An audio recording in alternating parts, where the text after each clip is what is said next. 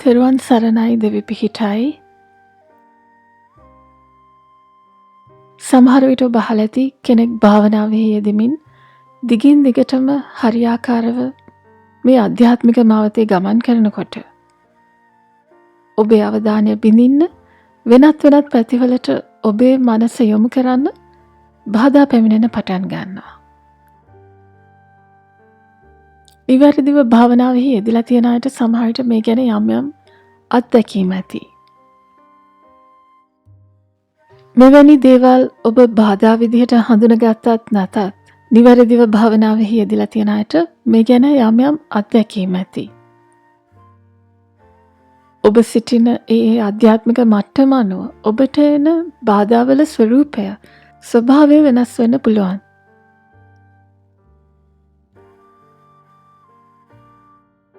කෙනෙක් වඩන ආධ්‍යාත්මික පිළිවෙත් අනුව ආධ්‍යාත්මික ගමනේදී ඉදිරියට ගමන් කරනකොට ඒ කෙනාට විවිධාකාර මානසික බලයන් නැත්නම් අපි කියමු හැකියාවන් psychic powers ලැබෙන පටන් ගන්න පුළුවන්.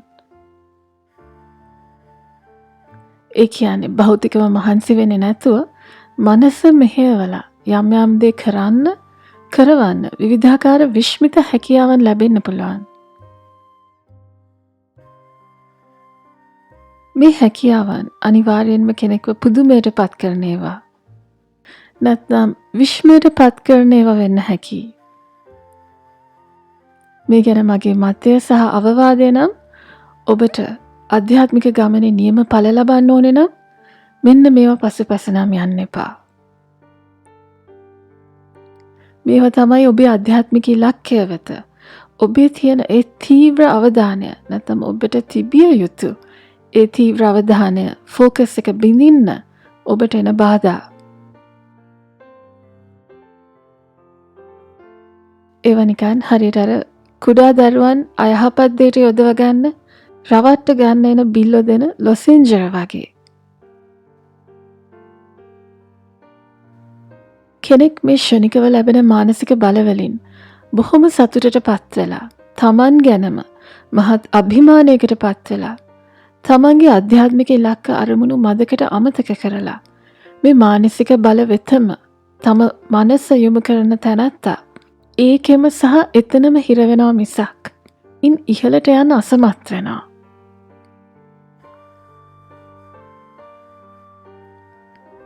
මෙවැනි කෙනෙක් මේ ලැබෙන මානසික බලවලට ඇබ්බැහි වෙනවා. මොකද මේ හරහා ඒ කෙනාට මේ සමාජයේ වෙනම තැනක් ලැබෙන්න උනත් පුළුවන් නිසා. ගෞරව, ලාභ සත්කාර උනත් ලබන්න පුළුවන් නිසා. ඒ වගේම මේ විශේෂ මානසික බල මගින් කරන්නට පුළුවන් දේ හරහා සමාජ ජනතාව මවිතයට පත් කළ හැකි නිසා.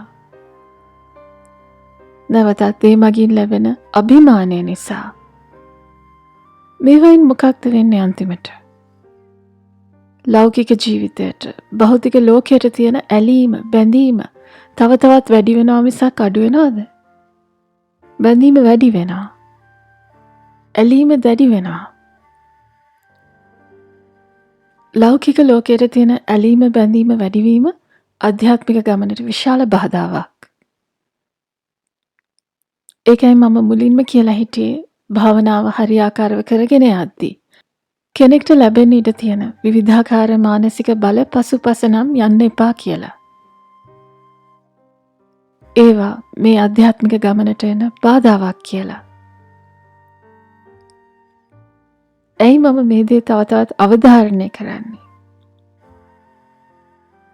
මේ වගේ විවිධාකාර මනස පාවිච්චි කරලා කරන්න පුළුවන් විවිධාකාර විශ්මිත හැකියාවන් ලැබෙනකොට තාම ඉහළම ආධ්‍යාත්මික මට්ටම් වලට තම මනස ගෙන ඇවිත් නැති කෙනා ඒ දේවල් පාවිච්චි කරන්නේ බොහොම ප්‍රාථමික මට්ටමේ භෞතික ආශාවන් ඉටු කරගන්න නැත්නම් සපුර ගන්න.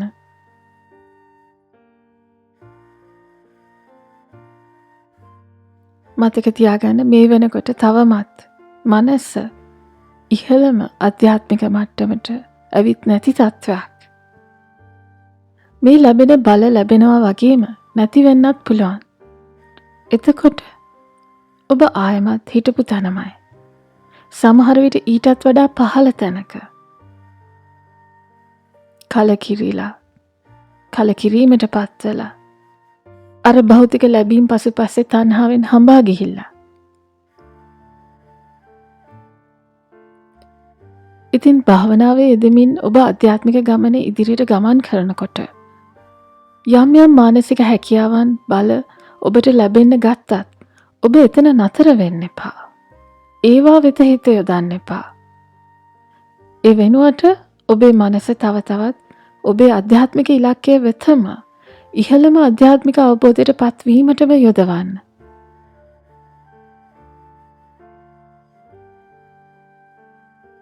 ඔබ තවත් හිතනවා නම් ඇයි ඉතින් ටිකක් ලැබෙන බල පාවිච්චි කරලා යමක් කරාම මොකද වෙන්නේ කියලා?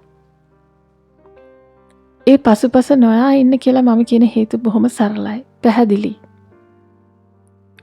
ඔබේ ඉලක්කය විමුක්තිය ආධ්‍යාත්මිකව ඉහළම අවබෝධයට පැමිණීමට නම් ඔබට අවශ්‍ය වෙන්නේ සරලකම, නිහතමානීකම සහ පැහැදිලි දැක්ම. නමුත් මේ මානසික බලවල හිරවීමෙන් ඔබ වැඩි කරගන්නේ ඊට හාත්පසින්ම වෙනස් තෘෂ්ණාව, උඩඟුකම.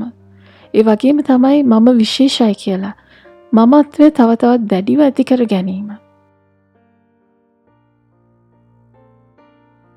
මෙයින් වෙන්නේ ආත්මාර්ථකාමී බව තව තවත් වැඩිවීමත්. මම මුලින් කිව්වා වගේ ඔබේ නියම ඉලක්කයෙන් ඉවතට ඔබේ අවධානය යොමු කිරීමත්.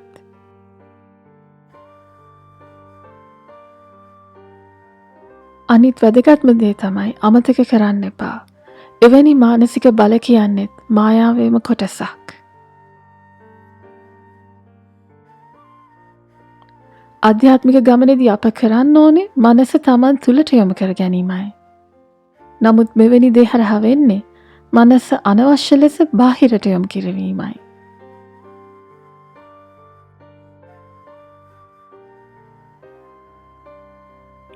අනිත් එක තමයි ආධ්‍යාත්මික අවබෝධයට අවශ්‍ය ඔබේ ගැඹුරු නිශ්චල අවධානය නැත්නම් සමාධිය.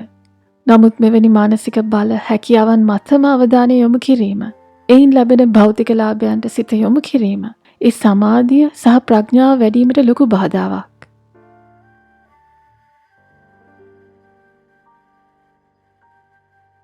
ඔබ හොඳින් හිතලා බැලුවොත් අනිත් විශේෂිතම දේ තමයි ඔය මානසික බලවලට සැබෑ දුක නැති කරන්නට ඇති නොහැකියාව. දුක නැති කරන්නට ඇති එකම මඟ අප මහ බුදුරජාණන් වහන්සේ අපට දේශනා කරලා තියෙනවා. මානසික බලවලට තණ්හාව නැති කරන්නටවත්, අනවබෝධය දුරු කරන්නටවත්, නැවත නැවතත් මේ සංසාරයේ ඉපදීම වළක්වන්නටවත් බෑ. සැබෑ ආධ්‍යාත්මික අවබෝධය, මෝක්ෂය, නිර්වාණය කියන්නේ සැබෑ දුක, අනවබෝධය සහ නැවත නැවත මේ සංසාරයේ ඉපදීම අවසන් කරන එකම తත්වය. ඒක වෙනත් කිසිදු මානසික බලයක් හරහා අත්කරගන්න නොහැකි දෙයක්.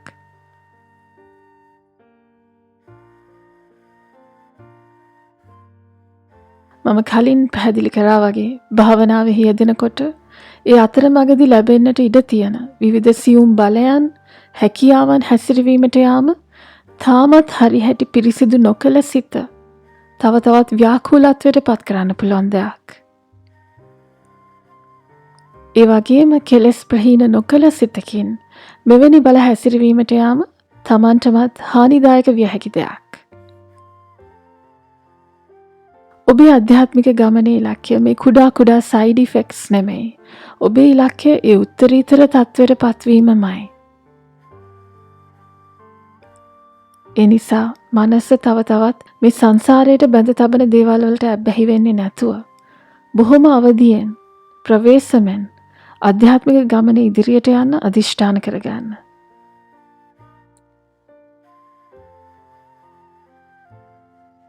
මම හිතනවා අද පණිවිඩය ඔබට පැහැදිලි ඇති.